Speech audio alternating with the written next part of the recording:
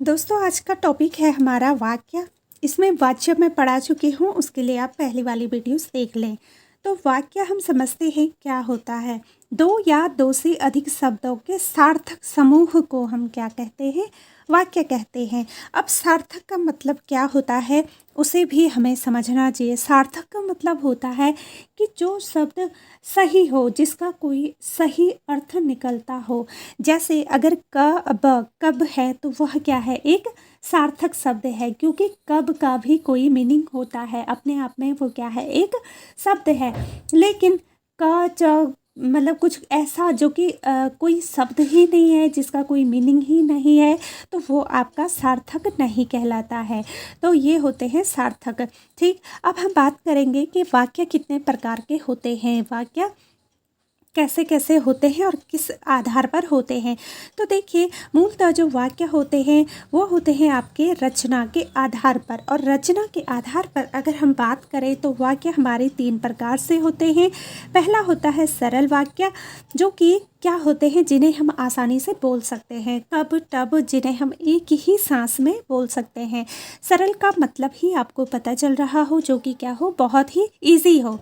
मिश्र वाक्य ये क्या होते हैं, 2 उपवाक्य होते हैं इसमें। अब हम आगे ये भी समझेंगे कि क्या उद्देश्य होता है, क्या विधेय होता है, इसी में हम सारी चीज़ों को समझेंगे। तो ये है मिश्र वाक्य। और तीसरा जो हमारा रूप है वो है संयुक्त वाक्य। तो तीनों को हम समझेंगे, उससे पहले मैं आपको बताना चाहूँगी कि दूसरा जो वाक्य होता है वो होता है अर्थ के आधार पर। तो अगर रचना के आधार पर आपसे पूछा जाता है वाक्य कितने प्रकार के होते हैं, तो वो होते हैं आपके 3 प्रकार।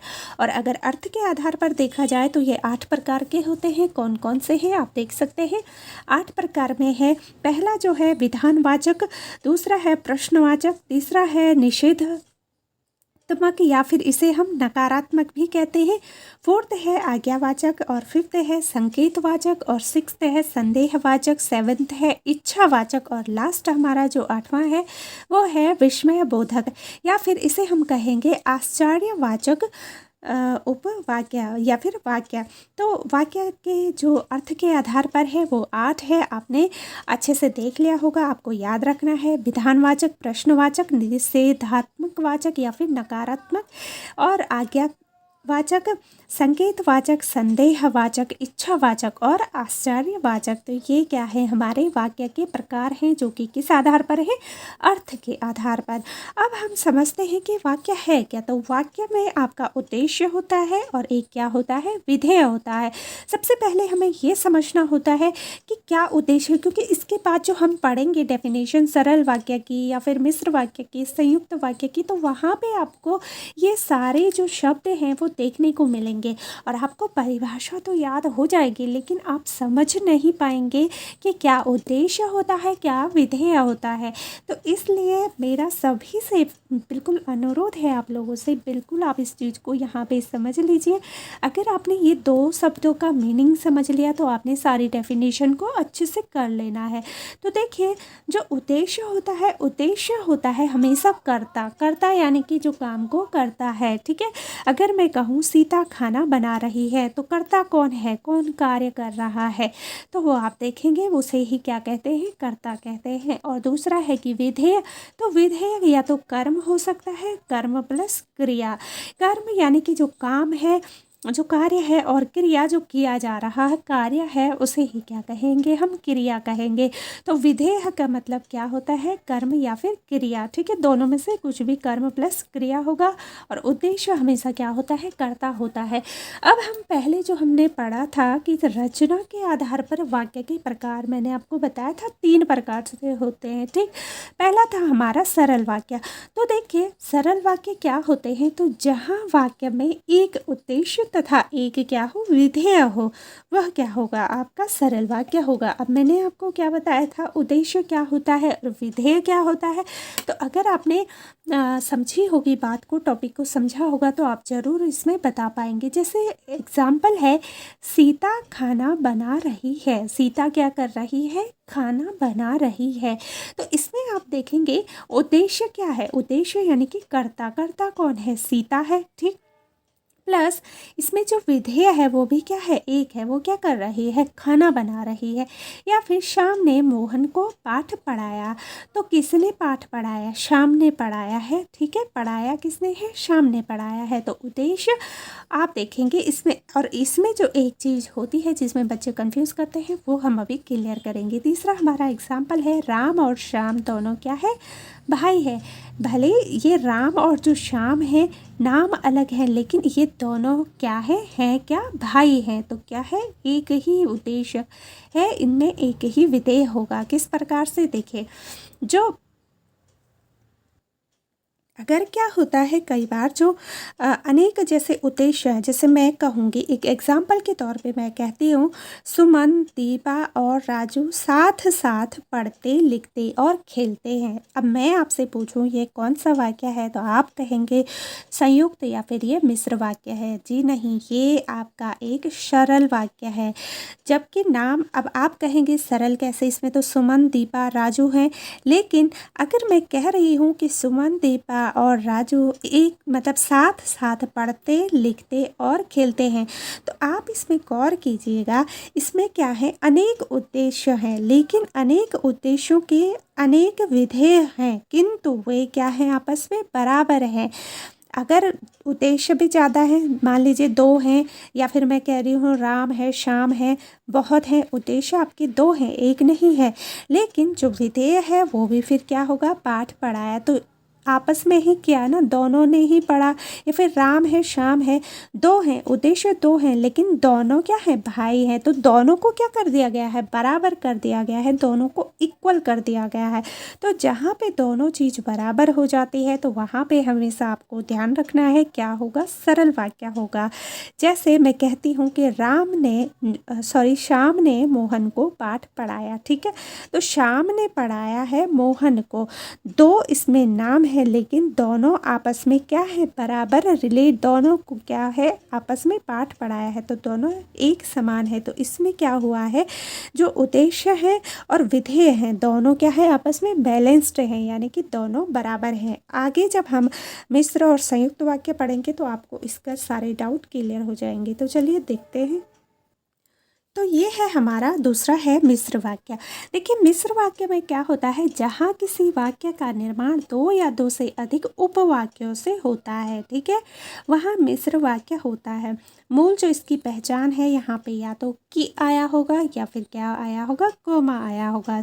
तो इससे आप इसकी पहचान आसानी से कर सकते हैं। मिश्र वाक्य अगर बराबर हमें याद रखना है तो वो क्या होगा, प्रधान उपवाक्य और आश्रित उपवाक्य, मतलब ये दोनों एक दूसरे से ही संबंधित होंगे। जब भी ऐसे वाक्य आएंगे तो अगर आप इन ऐसे वाक्यों में से अगर आप एक को हटा दोगे तो दूसरा फिर क्या हो जाएगा, अलग हो जाएगा, अधूरा हो जाएगा। तो ये दोनों क्या होते हैं, एक दूसरे पे आश्रित होते हैं। जैसे पहचानेंगे हम कि राम ने रावण को बाण से मारा। ठीक है, तो बाण से मारा क्या है, ये एक सरल वाक्य है ना। और राम ने रावण को, तो ये भी क्या है, इसमें क्या होता है, 2 क्या आते हैं, आपके वाक्य आते हैं, 2 सरल वाक्य आते हैं। इसमें जो अगर हमें समझना है इसको, इसमें हमें एक सरल वाक्य मिलता है। ठीक है, एक सरल वाक्य, जैसे हमने पहले पढ़ा था कि एक सरल वाक्य, जैसे बाण से मारा, तो बाण से मारा क्या है, एक सरल वाक्य है। और इसमें एक क्या होता है, आश्रित वाक्य होता है, मतलब वो क्या होगा, दूसरे पर आश्रित होगा, दूसरे वाक्य पर क्या होगा, आश्रित होगा, यानी कि जो उपवाक्य। और उपवाक्य क्या होगा, उपवाक्य जो भाव है वो क्या होगा, अधूरे रहेंगे, भाव अधूरा रहेगा, उपवाक्य में क्या होगा, भाव अधूरा रहेगा। देखिए, इसमें क्या होता है, कभी कभी 2 उपवाक्य होते हैं। ठीक है, जो मिश्र वाक्य होता है उसमें 2 उपवाक्य होते हैं कभी कभी, और दोनों जो होते हैं वो एक दूसरे पर आश्रित होते हैं। जैसे मैं कहूँ कि जैसे ही सूर्य उदय हुआ वैसे ही कोहरा चला गया, तो कोहरा चला गया सरल वाक्य है, लेकिन जैसे ही क्या हुआ, सूर्य उदय हुआ, तो कोहरा कैसे गया, जैसे ही सूर्य उदय हुआ। तो कहीं ना कहीं डिपेंड है ना, मतलब राम ने रावण को बाण मारा, तो बाण तो मारा है, ठीक है, बाण मारा है, लेकिन किसने मारा है, राम ने मारा है रावण को। ठीक, इसी तरीके से कि राम खाना खाकर सो गया, तो ये आप कोमा देख सकते हैं, है ना। कोमा है यहाँ पे। तो राम खाना खाकर सो गया, तो सो गया सरल वाक्य है, लेकिन कैसे सोया वो खाना खाकर, तो इस पर डिपेंड कर रहा है ना, पहले उसने क्या करा, खाना खाया फिर वो सोया है। तो कहीं ना कहीं ये क्या है, इस पर आश्रित है, मतलब पहले खाना खाया तब वो सोया। या फिर सोहन याद कर लेता यदि वह पढ़ लेता, तो जब वो पढ़ता तभी वो याद करता ना। वह पढ़ लेना क्या है, एक सरल वाक्य है, लेकिन तभी तो पढ़ेगा वो जब याद, सोहन याद कर लेता, यदि वो पढ़ लेता तो पढ़ लेता तभी वो याद करता। मतलब एक दूसरे पे क्या है, ये आपस में डिपेंड करते हैं, एक दूसरे पे ये क्या है, आश्रित हैं, ठीक है, निर्भर है एक दूसरे पे, तो उसे हम मिश्र वाक्य कहते हैं। अब हमें मिश्र और संयुक्त में समझना है, तो हमारे तीनों डाउट्स क्लियर हो जाएंगे। देखिए जो संयुक्त वाक्य है, जहाँ दो सरल वाक्य मिलकर एक नए वाक्य का निर्माण करते हैं, उसे हम क्या कहते हैं, संयुक्त वाक्य कहते हैं। तो कैसे, देखिए इसकी पहचान क्या है, पहचान होगी संयुक्त वाक्य में क्योंकि, और, लेकिन, किंतु, परंतु, इसलिए, ये सभी किस में आते हैं, संयुक्त वाक्य में आते हैं। तो अगर आपको याद रखना है संयुक्त में आपने याद रखना है क्योंकि, और, लेकिन, किंतु, परंतु, इसलिए, ठीक है। कुछ लोग हमारे सर्कल में ऐसे होते हैं जो हमेशा लेकिन, अरे यार ऐसा नहीं होता, लेकिन, अरे इसलिए देर आया क्योंकि, अरे ऐसा कर लेता मैं किंतु, ऐसा होता परंतु, अरे मतलब जो लोग एक्सक्यूज़ेस देते हैं ना ज़्यादा, ऐसे हमारे बीच में ज़रूर होते हैं एक आध दोस्त, तो उसी का नाम आपने संयुक्त रख देना है। तो आपको हमेशा याद रहेगा संयुक्त की डेफिनेशन भी, और अगर यहाँ से प्रश्न आ गया तो दोस्त भी याद रहेगा, और दोस्त की वजह से नौकरी पक्की हो गई तो वो भी याद रहेगा, उसके बाद आप उसे पार्टी भी दे सकते हैं, ठीक है। तो ये है संयुक्त वाक्य। अब कुछ उदाहरण देखते हैं, एग्जाम्पल से हम हमेशा अच्छे से समझते हैं। तो देखिए सोहन अत्यधिक गरीब है, सोहन क्या है, बहुत गरीब है, इसलिए वह स्कूल नहीं जाता। तो रीज़न क्या है, वो स्कूल नहीं जाता है, सोहन क्यों है, गरीब है, लेकिन ये आप देख रहे हैं यहाँ पे इसलिए आया है। दूसरा एक एग्जाम्पल है कि चाय बहुत मीठी है, ये क्या है, एक सरल है, और इसलिए बीच में ये क्या आ गया, संयुक्त वाक्य आ गया, ठीक है। यहाँ से आप पहचान लेंगे ये क्या है, संयुक्त वाक्य। कोई नहीं पी रहा, ठीक है, चाय बहुत मीठी है इसलिए कोई नहीं। अब कोई नहीं पी रहा आप देखेंगे ये क्या है, सरल वाक्य है, और चाय बहुत मीठी है ये भी क्या है, एक सरल वाक्य है। तो यहाँ पे क्या होते हैं, दो सरल वाक्य होते हैं, लेकिन बीच में आप देखेंगे इसलिए, या फिर हम कहेंगे वह देर में आया किंतु आया स्कूल, वह देर से स्कूल आया परंतु आया था स्कूल, या फिर कुछ ऐसा बनाइए कोई भी शब्द जो आपसे किंतु परंतु में जुड़े, ठीक है। मैं इसलिए नहीं आ पाया क्योंकि मुझे बुखार था, या फिर कोई भी रीज़न, तो वहाँ पे इसलिए किंतु परंतु आप जहाँ पे भी देखें वहाँ पे क्या हो जाएगा, संयुक्त वाक्य हो जाएगा। तो ये हमारे वाक्य थे, वाक्य के कुछ प्रकार हैं। बाकी कुछ एग्जाम्पल हैं मुझे लगता है जो कि आप आसानी से समझ सकते हैं कि राम स्कूल क्यों नहीं जाता है। तो ये प्रश्नवाचक है, हर कोई जानता है, एक तो क्वेश्चन मार्क लगा रहता है यहाँ पे प्रश्नवाचक, और हम किसी से कुछ पूछ रहे हैं तो वो क्या हो जाते हैं, प्रश्नवाचक हो जाते हैं। तो मैं इस प्रकार की प्रवृत्ति नहीं रखनी चाहिए। तो जहाँ पे आपको नहीं दिख जाए वहाँ पे आपका क्या हो जाएगा, नकारात्मक हो जाएगा। वह पढ़ाई के प्रति बहुत आलसी विचार रखता है, तो ये क्या हो जाएगा, विधानवाचक हो जाते हैं। और वह कौन आ रहा है, तो ये क्या है, संकेत है, वह कौन, तो वह जहाँ पे है ना कि कौन आ रहा है एक मतलब, तो वो क्या है, संकेत है। मैं पढ़ सकता हूँ, तो ये भी क्या है, विधानवाचक है। इनको हम अगली वीडियोस में अच्छे से भी समझेंगे, क्योंकि आज के लिए आपके लिए काफ़ी है। तो आज हमने देखा क्या थे वाक्य, क्या थे वाक्य के प्रकार। वाक्य के प्रकार में आपने देखा कि दो टाइप से हमने ये रचना के आधार पर और अर्थ के आधार पर। आई होप अर्थ के आधार पर हर कोई जानता है कि आज्ञा में क्या होता है, वहाँ पे हम कुछ किसी से आज्ञा ले रहे होते हैं। संकेतवाचक में हम बोलते हैं वह कौन है, संदेहवाचक में हमें कुछ संदेह होता है, कुछ डाउट होते हैं, इच्छावाचक में हम कुछ अपनी इच्छाओं को जाहिर करें, विस्मयाबोधक यानी कि आश्चर्य जिसमें हम अरे बाप रे, अरे मतलब कुछ ऐसे वर्ड आते हैं हैं जिसमें हम लोग आश्चर्य होते हैं। तो ये सभी बहुत ही सिंपल है, इसे आप समझ सकते हैं। जो और क्वेश्चन जो ज़्यादातर आते हैं वो आपकी रचना के आधार पर आते हैं, इसलिए मैंने ये चीज़ें आपको थोड़ा थोड़ा अच्छे से समझा दी है।